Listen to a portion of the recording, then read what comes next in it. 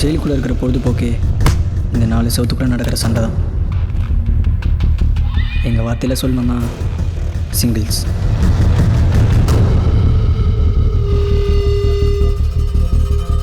அவனுக்கு என்ன நடக்க போதோ.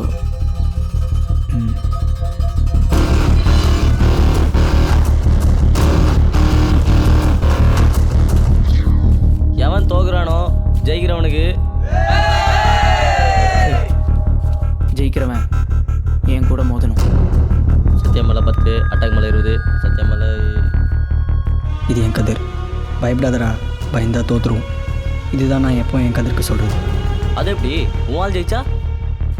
அதை நாங்கள் பார்த்துக்குறோம்.